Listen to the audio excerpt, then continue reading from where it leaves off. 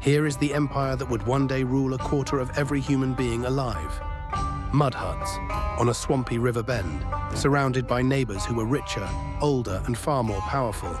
700 years later, those mud huts had become a city of marble that ran an empire stretching from the reign of Scotland to the sands of Egypt. Roads, law, aqueducts, 60 million people who all called one place the center of the world. And then it was gone. That is the story everyone knows. Rome rose, Rome fell. Barbarians came over the wall, and the lights went out for 1,000 years. Except almost none of that is true. Rome was never really conquered. Rome killed itself. 3 separate times, in 3 completely different ways. And here is the part that will bother you for the rest of this video. Even after all 3 deaths, it still would not stop existing. Start with the founding myth, because the Romans told it about themselves, and what a people chooses to brag about tells you what it actually values. 2 brothers, Romulus and Remus, argue over where to build a city. Remus mocks his brother's little wall. He jumps over it to prove how useless it is, and Romulus kills him for it. Kills his own twin over a wall on the first day. Then he names the city after himself. Rome. This is not a story the Romans were ashamed of. This is the story they told their children. A city is worth more than a brother. The line matters more than the blood. For its first 2.5 centuries, Rome was ruled by kings. 7 of them. The early ones built the sewers and the walls. The last one did what men with unchecked power tend to do.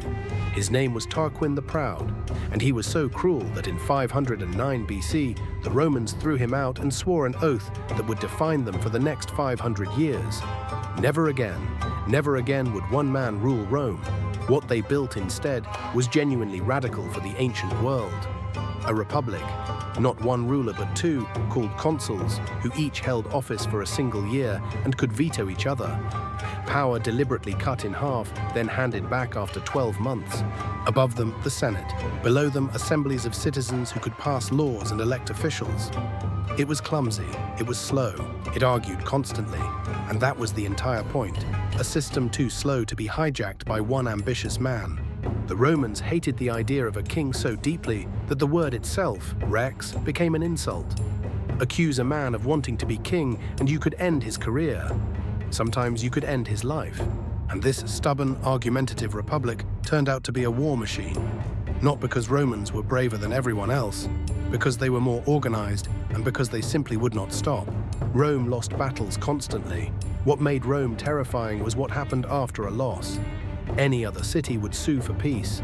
Rome would raise another army and come back, and another, until the other side simply ran out of everything.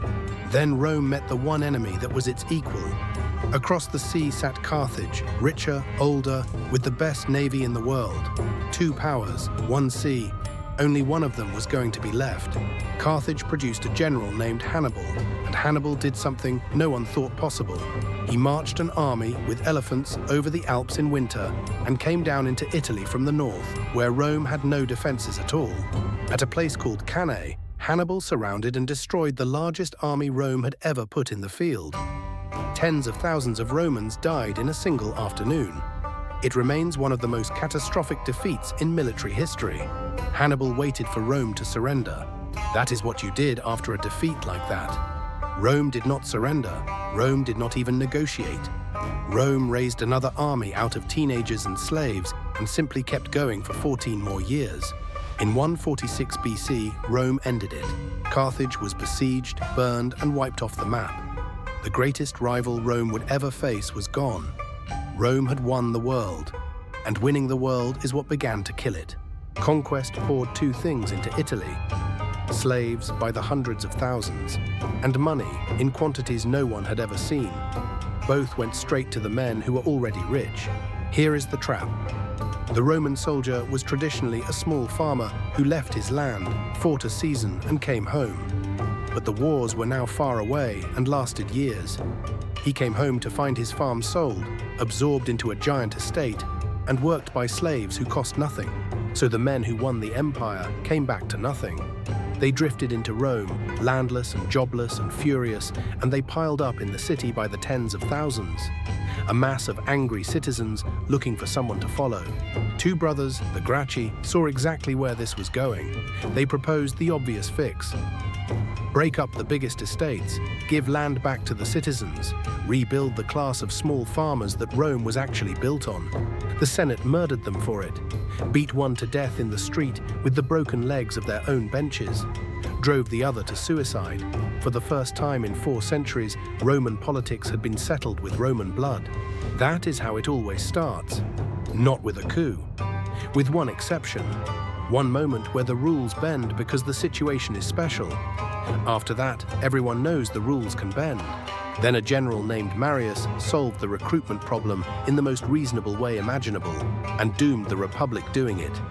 He opened the legions to the landless poor. No property requirement. The general would provide the equipment, the pay, and the land after retirement. Do you see what just happened? The soldier no longer served Rome. The soldier served the man who paid him and promised him a farm. Rome had just accidentally invented the private army, and it had handed one to every ambitious general it produced. It took about 20 years for someone to use it. In 88 BC, a general named Sulla marched his legions on Rome. On Rome, the city they were sworn to defend. No Roman army had ever done that. The soldiers followed him without hesitating. Sulla took the city, declared himself dictator, and nailed lists of his enemies to the walls. Anyone on the list could be legally killed, and their property taken by the killer. Thousands died. Then, astonishingly, Sulla retired and gave the power back. But every ambitious man in Rome had now watched the same lesson. The Republic could be taken by force. It had just been proven. All Sulla's restraint did was show the next man exactly how to do it, and how not to give it back. The next man was Julius Caesar. He spent 8 years conquering Gaul, killing or enslaving a horrifying number of people, and building the most loyal army in the Roman world. His soldiers did not love the Republic. They loved him. The Senate ordered him to disband his army and come home alone. Caesar rode to a tiny river called the Rubicon, the legal boundary he was forbidden to cross with troops. He crossed it anyway. He is supposed to have said the die is cast. What followed was 4 years of Romans killing Romans across 3 continents. When it ended, Caesar had won everything, and the Republic that had spent 5 centuries making sure no man could rule alone was ruled by one man. He was careful. He never took the title of king. He publicly refused a crown in front of a crowd, more than once. He took the title dictator instead, then dictator for life, which is the same thing wearing a different hat. On the 15th of March, 44 BC, 60 senators surrounded him in a meeting hall and stabbed him 23 times. They believed they were saving the Republic. They were killing it, because the Roman people did not want the Republic back. They wanted bread and order and someone to blame. The assassins expected cheering. They got a mob that wanted them dead and another 13 years of civil war. Out of that came Caesar's adopted heir, a sickly, unimpressive 19-year-old named Octavian, who turned out to be the most dangerous political mind Rome ever produced. He destroyed Mark Antony and Cleopatra at sea, took Egypt, and stood alone at the top of the Roman world with every legion answering to him. And then he did the cleverest thing anyone in this entire story does. He gave it all back. He walked into the Senate and formally restored the Republic. The Senate, weeping with gratitude, begged him to keep governing and gave him a modest new title, Augustus, first citizen, not king, never king. The Senate kept meeting. Consuls were still elected every year. Every institution of the Republic remained standing, and every single one of them was hollow. Augustus controlled the army, and in the end, that is the only vote that counts. This is the first betrayal and the template for everything that follows. To save Rome from a king, Rome accepted a king who promised he was not one. And it worked so well that nobody wanted to look at it directly for 200 years. And here is the uncomfortable part. It worked. The next 2 centuries were the most prosperous the ancient world ever saw, the Roman peace. You could travel from northern England to the Persian border on Roman roads, using one currency, under one law. Cities had running water, public baths, sewers, fire brigades, and apartment buildings 6 stories high. 60 million people lived inside one system. Nothing on that scale would exist again in Europe for over 1,000 years. But look closely at the design. Everything now depended on the man at the top being competent. There was no mechanism to remove a bad one. The Republic had built a system that survived idiots. The Empire had built a system that required a genius every single time.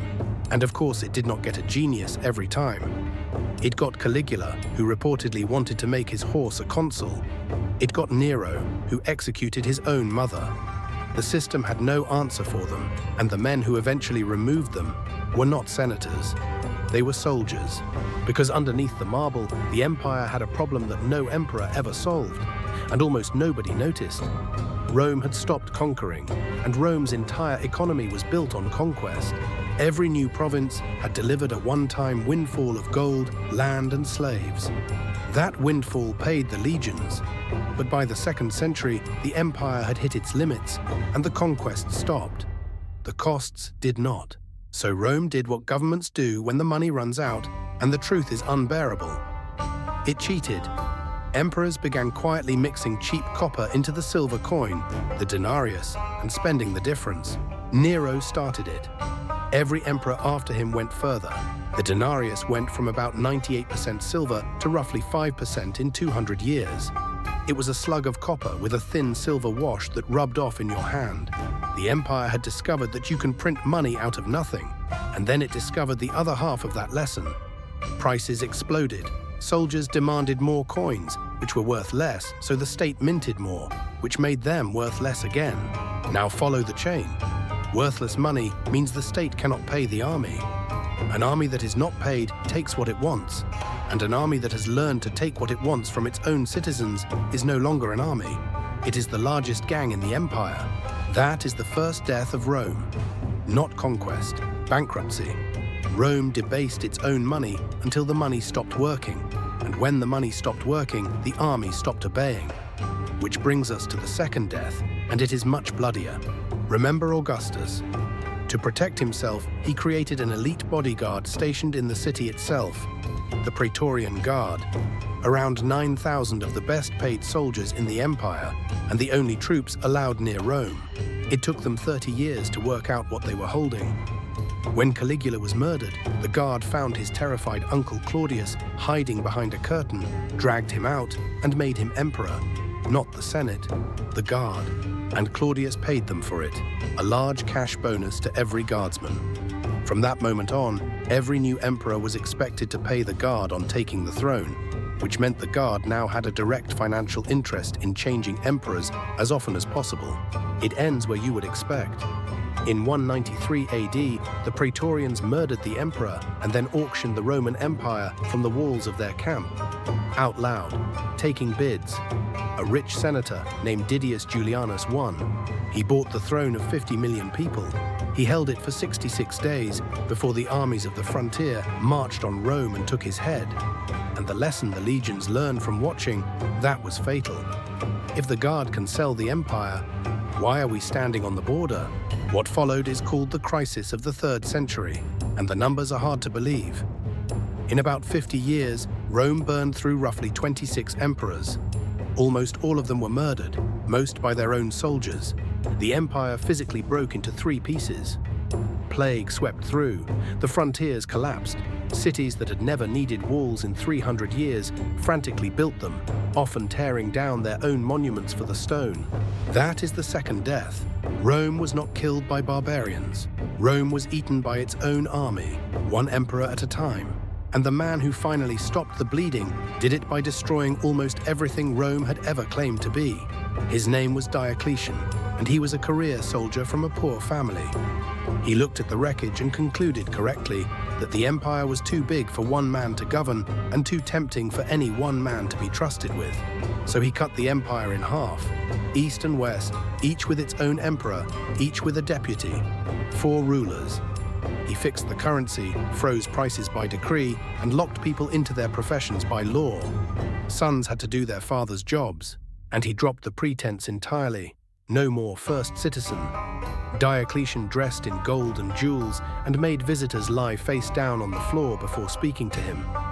The Republic's oldest fear had arrived openly, and nobody even flinched. It worked. It also required an enormous bureaucracy and crushing taxes, and it turned the empire into a machine whose main activity was extracting enough from its own people to pay for the army that protected them from everyone else. Then came Constantine, and he made two decisions that ended the ancient world. The first is famous. He made Christianity legal and put the empire behind it. The second gets far less attention, and it mattered more. He moved the capital out of Italy entirely. He built a new city on a peninsula between Europe and Asia, guarded by water on three sides, sitting on the richest trade route in the world. He called it New Rome. Everyone else called it Constantinople. Understand what this did. The eastern half of the empire had the money, the trade, the big cities, and the grain. The western half had the long exposed frontier and the city of Rome, which was now a very expensive museum. And then the pressure arrived. In 376, tens of thousands of Goths appeared at the Danube begging to be let in. They were not an invading army. They were refugees, running from the Huns, and they asked for land and food in exchange for service. Rome let them in and then robbed them. Corrupt officials starved them, sold them dog meat at insane prices, and took their children as slaves in payment. So the refugees did what desperate armed men do. They revolted. At Adrianople in 378, they destroyed a Roman army and killed the emperor himself. Rome had created its own invaders out of people who had originally come asking for protection. By now, the Roman army was barely Roman. Recruitment at home had collapsed, so the empire hired the very peoples it was defending against. Its best generals were of Germanic descent. Rome was being defended and increasingly governed by the outside. In 410, a Gothic army under Alaric, a man who had served in the Roman military and been denied the command he was promised, sacked the city of Rome. It had not fallen to a foreign enemy in 800 years. The shock went through the whole world, and yet the empire did not fall. It just kept shrinking. Piece by piece, province by province, the West was handed over to kingdoms that still called themselves Roman, still used Roman law, still spoke Latin, and simply stopped sending taxes. By 476, the Western Roman emperor was a boy. His name, with almost unbearable irony, was Romulus, the same name as the founder. He controlled little more than Italy, and not even all of that. A Germanic general named Odoacer, commander of Rome's own army, simply removed him. He did not kill him. He gave him a pension and sent him to a villa. And then he did the thing that actually ended the Western Empire. He did not appoint a replacement. He packed up the imperial regalia and shipped it east to Constantinople with a message. The West does not need its own emperor anymore. There is already a Roman emperor.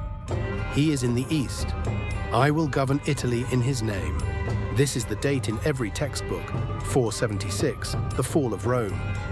And here is what actually happened on the day after. Nothing. No one rioted.